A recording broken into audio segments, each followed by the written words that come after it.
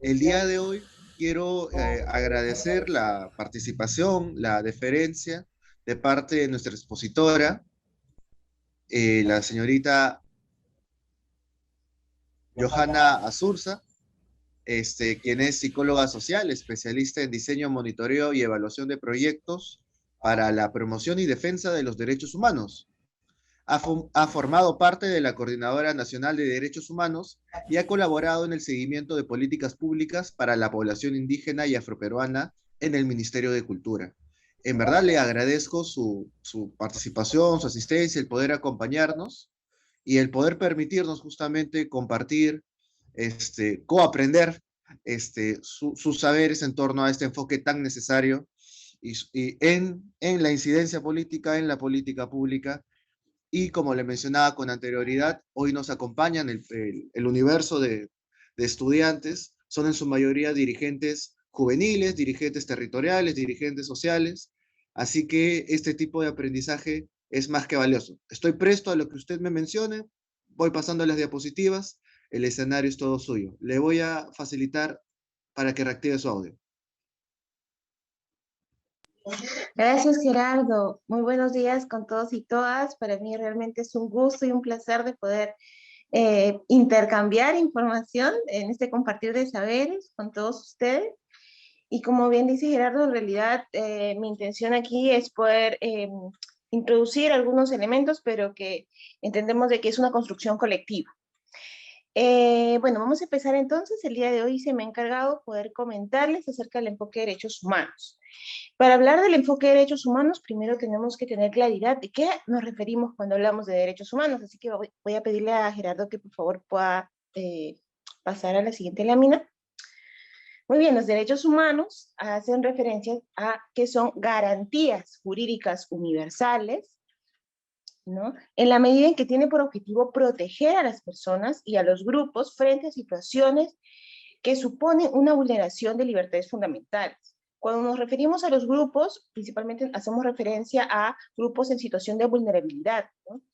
Y en ese sentido, estos derechos, los derechos humanos en realidad son resultado de procesos históricos por la dignidad y la igualdad de las personas, motivados por el desequilibrio de las relaciones de poder. Es decir, los derechos humanos son concebidos partiendo de que nos encontramos en un contexto de desigualdad, en un contexto de no existe el machismo, el racismo, el clasismo, que coloca a grupos y a personas en una situación de mayor desventaja. En ese sentido, los derechos humanos vienen a ser, digamos, garantías jurídicas que permiten que, digamos, todos y todas y todes podamos ser, digamos, sujetos de derechos, es decir, que se nos garantice nuestro derecho, podamos acceder al ejercicio pleno de estos.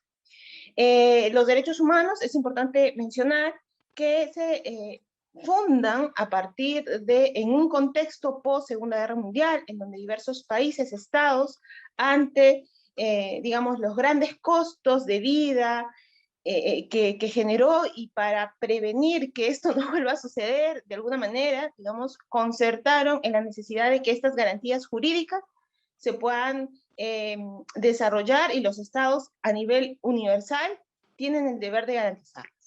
Vamos a pasar entonces a la siguiente lámina. Las características de los derechos humanos hacen referencia a cuatro de ellas, ¿no? Una de ellas es que es inherente, irrenunciable e imprescriptible, ¿no? Eso es como una primera gran característica. Nos hablamos de la inherencia porque el ser humano, por el simplemente hecho de ser humano, tiene estos derechos, son irrenunciables, nadie puede renunciar a ninguno de estos y son imprescriptibles, y quiere decir que no tiene tiempo de caducidad. Son universales e inalienables, bueno, como les mencioné, a nivel global, todos los seres humanos tenemos el derecho, tenemos estos derechos, los estados tienen el deber de garantizarlos, y son integrales e indivisibles en el sentido de que abordan diversos aspectos de la vida del ser humano, y que no es posible, pues, garantizar unos derechos en un aspecto y en otros no. Digamos, la teoría de los derechos humanos habla de garantizar la integralidad de estos. Y hablamos que son interdependientes y relacionados entre sí, porque, digamos, muchas veces para garantizar un derecho involucra también previamente, o se tiene como supuesto garantizar otro. Como por ejemplo, ¿no? Si hablamos del derecho a la salud, indiscutiblemente también está como premisa el garantizar el derecho, por ejemplo, de la alimentación, ¿no? O el acceso a servicios básicos, ¿no? Que puedan garantizar de que las personas, pues, obviamente su salud esté, digamos, resguardada con estos otros elementos, ¿no?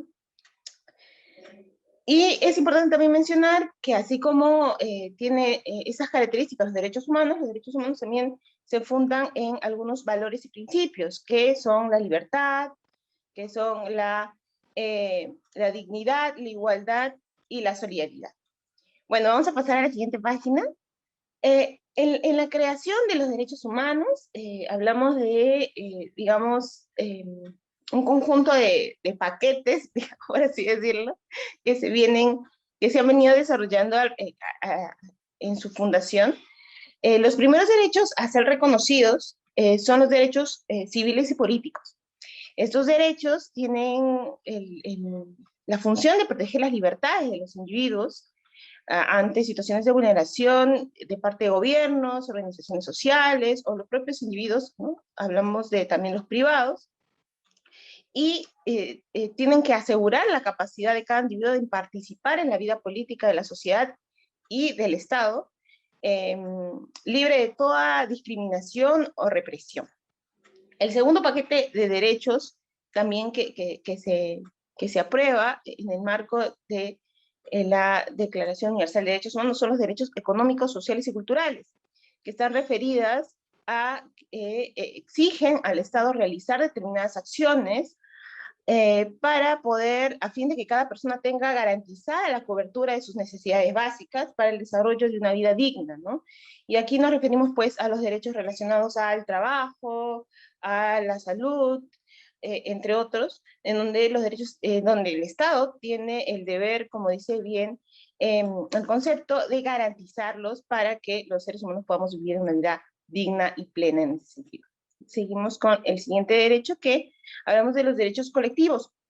Son derechos, le dicen colectivos o de solidaridad, que tienen la particularidad de que su cumplimiento va a requerir un esfuerzo común de todas las naciones y pueblos del mundo. Y un ejemplo de esto son, por ejemplo, el derecho a vivir en un ambiente sano, en un contexto de cambio climático. Hay la necesidad de que todos los estados apunten esfuerzos para que estos derechos, pues, es necesario para garantizarlo una acción conjunta. Es importante también recalcar que también los derechos colectivos hacen referencia a, por ejemplo, garantizar la permanencia y persistencia de muchas culturas, ¿no? A nivel global. Y en ese sentido, por ejemplo, en el caso de los pueblos indígenas, además de tener los derechos individuales que están garantizados, como el derecho a la salud, vivienda, entre otros, o que deberían estar garantizados en todo caso, además de eso se le adiciona derechos colectivos que hacen referencia principalmente a garantizar de que la cohesión social, que estas culturas permanezcan frente al racismo, ¿no? Y al colonialismo que se viene imponiendo en diversas sociedades, ¿no? Y en la nuestra, ¿no? Entonces, los derechos colectivos van principalmente en poder, en el caso de los pueblos indígenas, garantizar de que su cultura permanezca en el tiempo a través de brindar servicios con enfoque intercultural, para que, digamos, los saberes de estas comunidades se mantengan vigentes y se sigan reproduciendo, y que en esta vorágine de discriminación permanente, lamentablemente que todavía no hemos resuelto como sociedad, pues no se vean extintas a nivel cultural, ¿no? Seguimos.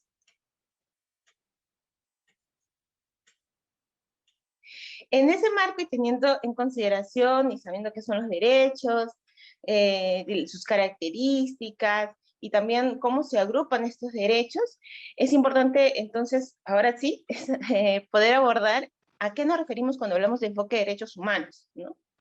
Y, sí, gracias.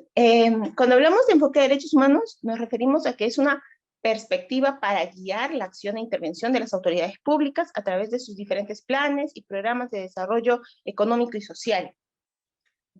Ofrece una perspectiva que puede ser aplicada para dirigir las acciones institucionales y las estrategias de intervención desde las instancias públicas en el cumplimiento de su mandato. ¿A qué nos referimos con esto?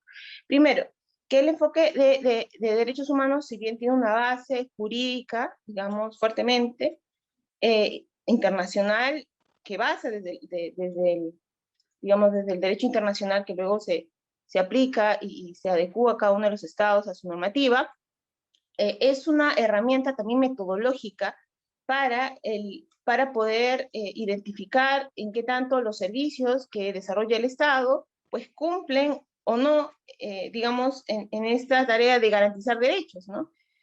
En ese sentido, nos permite, por ejemplo, en el caso de los estados en general, al tener los mismos criterios, ¿no? Siendo los derechos, digamos, los mismos criterios mínimos que deben satisfacer, qué estados han avanzado más, menos, y también de manera interna, cada estado puede evaluar, digamos, cómo se encuentra en el cumplimiento de los derechos, ¿no?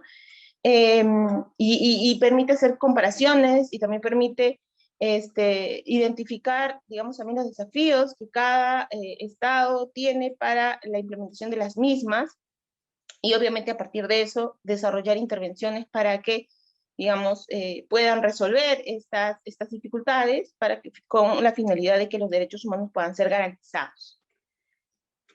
Seguimos.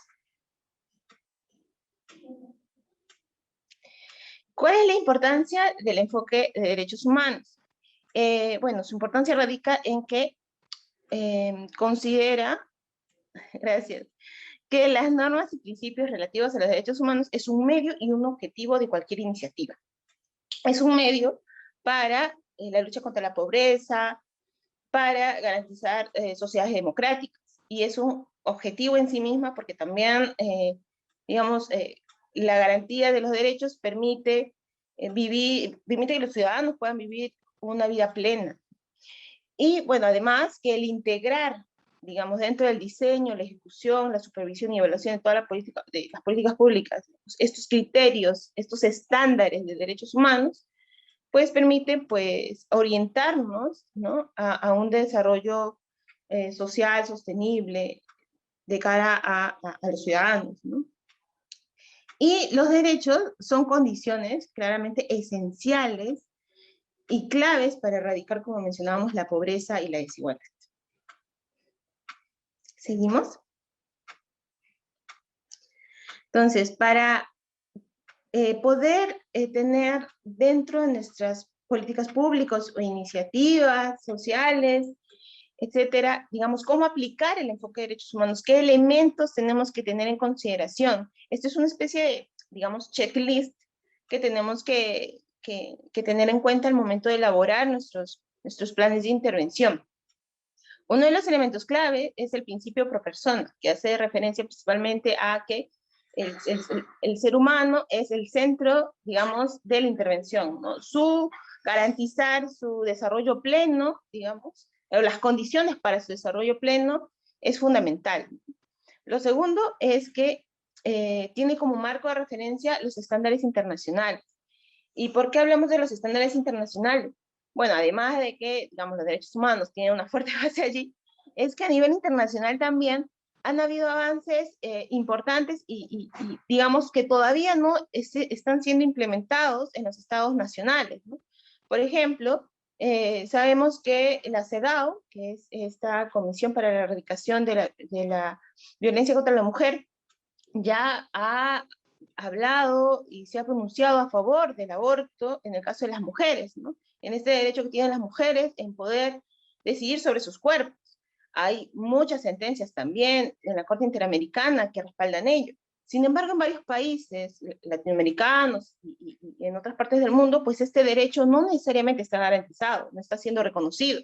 Entonces, hablamos de un enfoque de derechos en la medida en que apelamos, en el caso de la sociedad civil, a que, digamos, los estándares normativos nacionales, pues, alcancen y tengan a la mira la incorporación de nuevos estándares que se vienen desarrollando a nivel internacional y que obviamente en base a ello también el Estado pueda garantizar el acceso a estos derechos, ¿no? Lo tercero es que también el enfoque de derechos involucra también el desarrollo, la identificación y el desarrollo de capacidades de los titulares de obligaciones y de los titulares de derechos. Para esto, cuando hablamos de titulares de obligaciones, nos referimos a, digamos, quiénes son las autoridades, quienes tienen la responsabilidad de garantizar estos derechos, ¿no? Estas personas, digamos, son los titulares de obligaciones. Y los titulares de derechos, digamos, son todos nosotros quienes tenemos, digamos, el derecho de sernos beneficiados de estos mandatos que ellos tienen que cumplir, que es la garantía de nuestros derechos, ¿no? Entonces, el enfoque de derechos también parte de que si bien nos encontramos en una sociedad profundamente desigual, hay la necesidad de fortalecer las capacidades del Estado, de sus titulares de derecho, en procesos, por ejemplo, de deconstrucción en materia a los mandatos hegemónicos relacionados con componentes machistas, racistas, que impiden, pues, que, digamos, que el acceso y el ejercicio pleno de los derechos se desarrollen, ¿no? Y en ese sentido, digamos, dentro de las intervenciones del Estado está el fortalecer estas capacidades para que, digamos, el servicio público se dé de la mejor calidad y garantizando el ejercicio pleno de estos, ¿no? Asimismo, también, como cuarto criterio o aspecto a tomar en consideración al momento de la aplicación del enfoque, está que, obviamente, la obligación del Estado de respetar, proteger y garantizar estos derechos. Asimismo, como quinto aspecto, tenemos la aplicación transversal de diversos principios, y los principios son los siguientes. Gerardo, no sé si puedes bajar un poquito para poder verlos. Gracias. Están relacionados a, por ejemplo, a la participación y el acceso al proceso de toma de decisiones, es decir, las políticas públicas de manera transversal, si dicen que tienen un enfoque de derechos, debe permitir la participación de la ciudadanía, deben ser políticas públicas de no discriminación e igualdad, de rendición de cuentas, de transparencia, de acceso a información. Y asimismo también hablamos de que al ser los derechos interdependientes entre sí, ¿no? Hay la necesidad también de generar dentro de los estados una articulación entre los diversos sectores, ¿no? Y niveles de gobierno. Es decir, para garantizar el derecho de, por ejemplo, la salud, no es suficiente que el MINSA, como ente rector del Ejecutivo, trabaje solo, sí, porque digamos, no es posible si es que no articula también, por ejemplo, con los gobiernos regionales, si no articula también con, por ejemplo, el Ministerio de Educación para la prevención de conductas que puedan ser de riesgo, entre otros, ¿no? Entonces, hay la necesidad de que una intervención con enfoque de derechos humanos involucre, digamos, todo el Estado comprometido, articulado en sus diferentes sectores y en sus diversos niveles de gobierno. Seguimos entonces. Y bueno, esto es una gráfica que propone la Unión Europea basado en lo anteriormente mencionado sobre estos, digamos, criterios de los enfoques de derechos, de cómo se percibe y cómo deberían ser percibidos en las políticas públicas, ¿no? Que es, como les mencionaba, la identificación primero de quiénes son los titulares de deberes y quiénes son los titulares de derechos. Los de deberes son, pues, el Estado, tiene estas obligaciones, respetar, proteger y cumplir esos derechos. En caso de los ciudadanos, ¿no? Tenemos, digamos, el deber de poder entender, conocer, y para eso también está la obligación de parte del Estado de promocionarlos, ¿no? En nuestro caso, reconocer estos derechos y acceder y reclamar por estos, ¿no? Esto se da en el marco de criterios transversales como un Estado de Derecho, la rendición de cuentas, transparencia, no discriminación, también centrarse en, digamos, en la atención de grupos en situación de desprotección, en la participación, inclusión, empoderamiento, acceso a información y acceso a procesos de toma de decisiones, ¿no? Entonces, digamos, esto es, digamos, una síntesis que plantea luego la Unión Europea. Lo anteriormente que les presenté lo plantea la Comisión Interamericana de Derechos Humanos, entonces esto es una nueva síntesis. Este es del 2016, el anterior es del 2014, en donde se van añadiendo algunos principios más transversales que garanticen la aplicación de los enfoques de derechos humanos en las políticas públicas. ¿Seguimos? Bueno, entonces, bueno, allí, digamos, hemos terminado en principio el tema de a qué se refiere el enfoque de derechos humanos, cómo garantizarlos en las políticas públicas, y yo quería aquí en esta parte comentarles acerca de los sistemas de protección de derechos, básicamente porque si bien a nivel teórico, normativo, sabemos cuál es el deber del Estado, qué tiene que hacer, pues sabemos también de que muchas veces estos derechos no se cumplen, ¿no? Los Estados no necesariamente garantizan. Entonces, ¿a dónde podemos recurrir nosotros como sociedad civil, personas que estamos interesadas y somos vigilantes en la garantía de nuestros derechos? Bueno, tenemos sistemas de protección de derechos humanos. Y para eso quería presentarles esta información.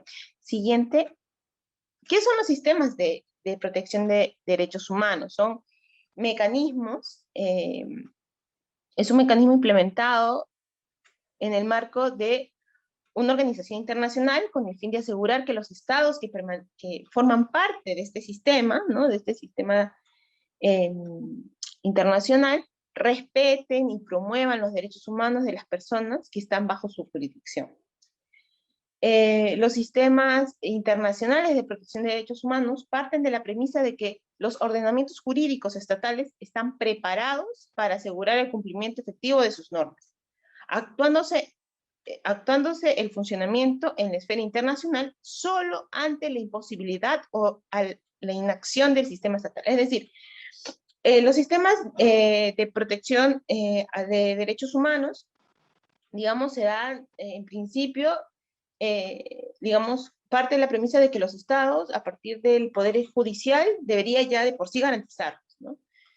Pero sabemos de que hay muchos estados, pues, que no lo hacen, ¿no? Que a pesar de que existe un poder judicial, es ineficiente, demora mucho, hay un contexto de impunidad, y ante esa situación, pues podemos recurrir a mecanismos internacionales que tienen, digamos, su objetivo de vigilar cómo los estados, sus estados miembros, vienen cumpliendo estos derechos y brindan para eso también recomendaciones y en el caso lo requiera también algunas sentencias, ¿no? Y para activar, digamos, la esfera internacional, primero hay que agotar todo el ordenamiento jurídico nacional, es decir, se tiene que haber generado un contexto de impunidad para recién allí poder acceder al mecanismo internacional, puesto que parte de este supuesto, que es que en principio cada estado de manera autónoma debería resolver, digamos, y garantizar estos derechos. Siguiente. Es importante mencionar que los sistemas de protección de derechos humanos, existen 4 sistemas. Un primero, que es global, que es el Sistema Universal de Derechos Humanos, y hay sistemas regionales, ¿no? El Sistema de Derechos Humanos de África y de la Unión Europea. En nuestro caso, para Perú, está el Sistema Interamericano de Derechos Humanos, ¿no? Entonces, para Perú sirve tanto el Sistema Universal de Derechos Humanos a nivel global, y en particular tenemos un mecanismo regional, que es el Sistema Interamericano de Derechos Humanos, que en un momento también les voy a presentar. Entonces, el Sistema Universal, partiendo de ese sistema global, fue creado en el marco de la Organización de las Naciones Unidas, y que tiene como punto de partida la Declaración Universal de los Derechos Humanos en 1948. Su finalidad es proteger a las personas previniendo, limitando y controlando el poder de los estados. Para este fin, cuentan con diversos mecanismos como comités y órganos especializados que velan por el cumplimiento de los principios tratados. Siguiente. En ese sentido, por ejemplo, las Naciones Unidas, el sistema de Naciones Unidas tiene un conjunto, como mencionaba, de comités especiales, específicos, que dan seguimiento a estos tratados y al cumplimiento de que los estados, obviamente, den cuenta de cómo está, digamos, implementando estos tratados en sus políticas públicas, entre otros, ¿no? Entonces tenemos a estos comités, paso simplemente rápidamente a comentarlos, ahí los tienen, el Comité de Derechos Humanos, el Comité de Derechos Humanos Económicos, Sociales y Culturales, el Comité para la Eliminación de la Discriminación Racial, el Comité para la Eliminación de la Discriminación contra la Mujer. Es importante mencionar que la CEDAW, por ejemplo, si bien habla en particular de los derechos de la mujer, hay que entender también de que esto se crea, digamos, en los 50, 40, 50, en donde obviamente, digamos, el enfoque de género era binario. Actualmente, al ser, digamos, el enfoque de género tiene una perspectiva mucho más amplia. El comité no solamente se refiere a la discriminación contra la mujer, sino contra la discriminación y la violencia contra grupos de la diversidad sexual. Tenemos también el Comité contra la Tortura, el Comité de Derechos de los Niños, derechos de trabajadores migrantes y sus familiares, personas con discapacidad, expulsiones forzadas. Cada comité, cada 2 años, digamos, celebra audiencias, en donde los estados, en general, pasan como un proceso de evaluación. Allí los estados mandan informes detallados de cómo han avanzado, y también hay la posibilidad de parte de la sociedad civil de mandar informes sombra, le dicen los informes alternativos, desde nuestra mirada, qué tanto se ha avanzado. Entonces, eso es como un contrapeso, y de alguna manera los comités, luego de cada 2 años que sesionan de la evaluación de todos los estados, brindan recomendaciones para que los estados puedan, ¿cuáles son las acciones que pueden realizar? Claro. En el caso de del Comité contra la Tortura, de hecho, ya viene desarrollando un conjunto de normativas y recomendaciones del Estado en esta línea de la represión policial, por ejemplo, ¿no? Ya ha mencionado la necesidad de que los estados en general deben repensar y remirar la forma como la policía está efectuando el control de disturbios, ¿no? Cómo también deben implementar dentro de sus planes de intervención los estándares internacionales, ¿no? Como por ejemplo, no está permitido el uso de armamentos para el control, o sea, el uso de balas es totalmente ilegal, ¿no? Hay otros mecanismos, otras herramientas que se pueden implementar que son disuasivas, que no afectan, digamos, o ponen en riesgo la vida de los ciudadanos, ¿no? Entonces, el Comité contra la Tortura ya viene desarrollando un conjunto de normativas en relación a, digamos, recomendaciones, principalmente a los estados, y el Estado peruano realmente ha estado jalado en los últimos años, y frente a estos, digamos, dentro de los argumentos que presentamos muchas veces cuando hacemos nuestros proyectos y la necesidad de nuestros proyectos, digamos, de desarrollo, de proyectos de derechos humanos, siempre, digamos, cuando hablamos de hacer acciones para erradicar o prevenir la violencia policial, nos basamos en estas recomendaciones, ¿no? Porque tenemos, digamos, estos comités nos han dado la razón en la necesidad de que el Estado peruano en particular tiene que hacer cambios profundos dentro de una reforma policial, ¿no? Digamos, en ese sentido, porque como viene actuando, viene generando altos costos de vida humana, ¿no? Y eso no es posible tolerar. ¿Seguimos entonces? Bueno, así como les mencionaba, así como existe el sistema universal de derechos humanos, que es global, tenemos también el sistema interamericano, que es más regional, que en donde están, digamos, todos los estados, suscritos todos los estados del continente americano, ¿no? Este mecanismo, digamos, se creó en el marco de la Organización de Estados Americanos, la OEA, que tiene como punto de partida la Carta de Organizaciones de los Estados de América en 1948, en el mismo año que también se funda la ONU, ¿no? Y los organismos autónomos, digamos que tienen el mandato de, digamos, garantizar el respeto de estos derechos, se dividen en 2, ¿no? La Comisión Interamericana de Derechos Humanos y la Corte Interamericana. La comisión básicamente es como un espacio, bueno, como dice aquí, su función es observar la situación general de los derechos humanos en los Estados miembros, publicar informes especiales, analizar casos, y las lleva ante la Corte en caso de los que los estados no hayan cumplido con sus recomendaciones.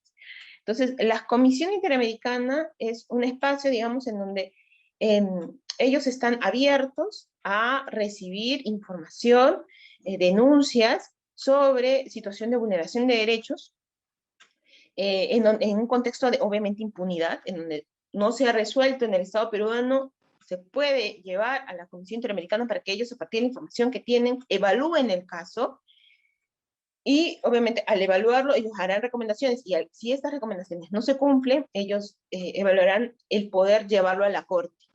Y la Corte es una instancia en la cual puede resolver casos, ¿no? Hay sentencias judiciales, ya el Estado peruano ha sido sentenciado en algunas oportunidades por la Corte Interamericana, en ese sentido porque no ha garantizado, digamos, los derechos, digamos, a nivel nacional, y esta Corte ha tenido que intervenir.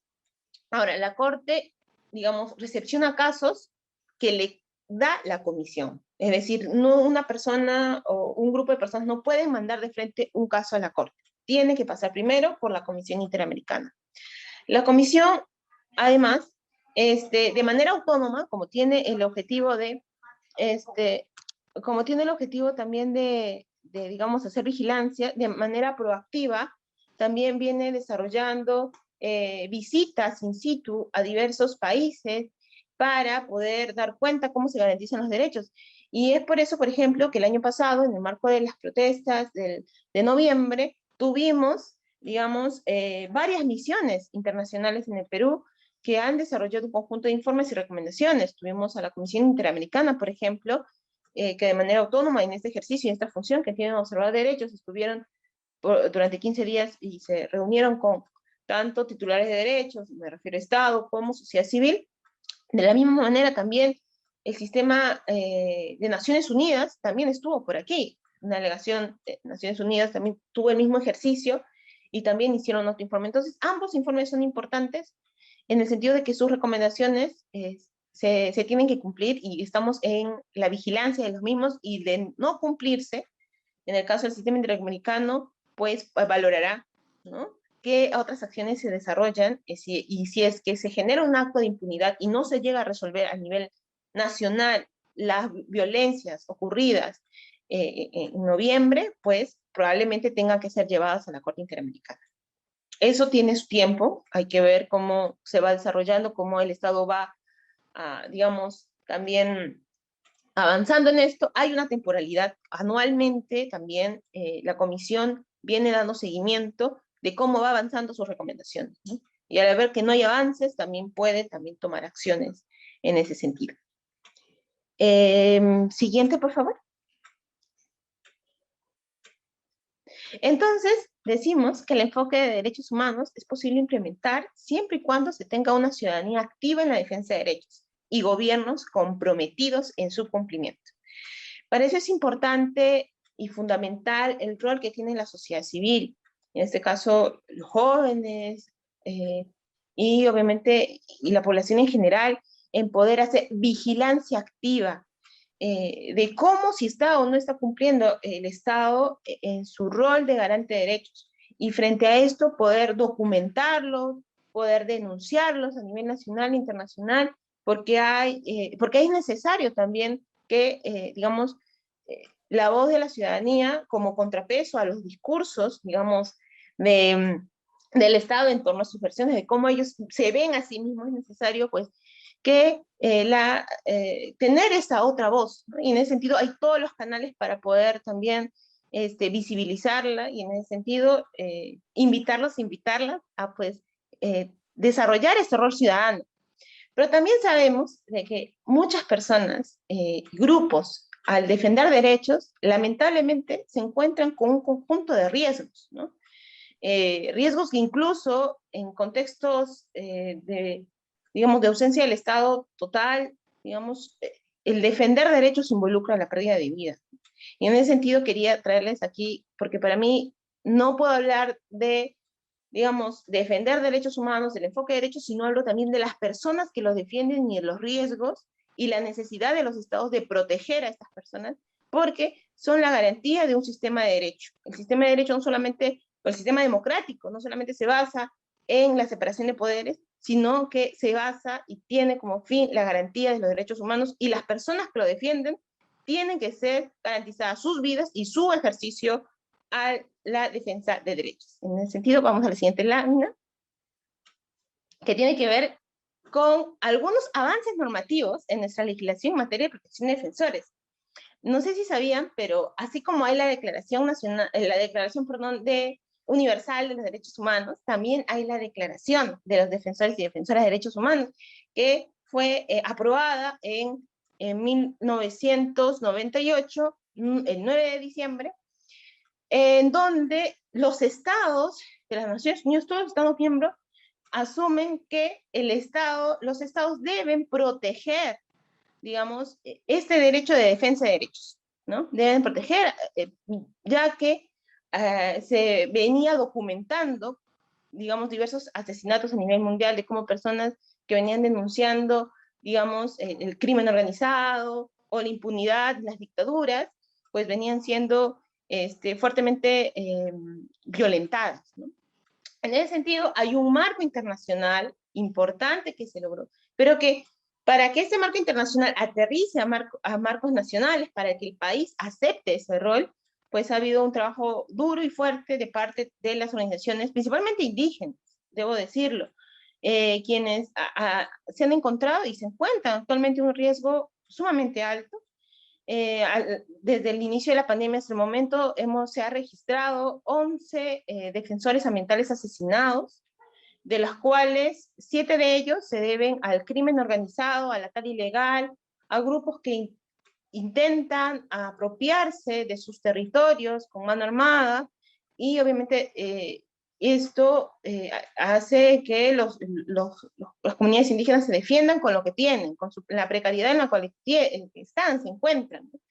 Y obviamente es un enfrentamiento asimétrico. Y en ese sentido, hay la necesidad de los estados de proteger a los pueblos indígenas, así como también a otros grupos que salen a movilizarse en defensa de derechos y que lamentablemente terminan sus vidas siendo las perjudicadas. Entonces quería comentarles acerca de estos marcos normativos, primero para saber con qué herramientas tenemos para la defensa de nuestros derechos como defensores de derechos. Bueno, ¿quiénes son los defensores de derechos? En realidad, lo que dice la declaración es muy amplio. Dice que son todas las personas que actúan a favor de un derecho, o derechos en general, ¿no? Son individuos o grupos que el simplemente defender derechos ya te hace un defensor o defensora de derechos humanos, ¿no? Son personas que se esfuerzan en promover, proteger derechos civiles y políticos, en lograr la promoción, la protección y disfrute de derechos económicos, sociales y culturales. Y en muchos casos estas personas son líderes, lideresas de comunidades, activistas, estudiantes, trabajadores, entre otros. Es decir, no necesariamente tienes que estudiar derecho para ser defensor de derechos humanos, para nada. Digamos, es como una autoscripción, ¿no? El ejercicio propio de defender derechos ya te hace un defensor de derechos humanos. Siguiente. Y al hacerte defensor de derechos humanos, el Estado tiene responsabilidades frente a eso, y nosotros como defensores también tenemos nuevos derechos que un ratito vamos a comentar.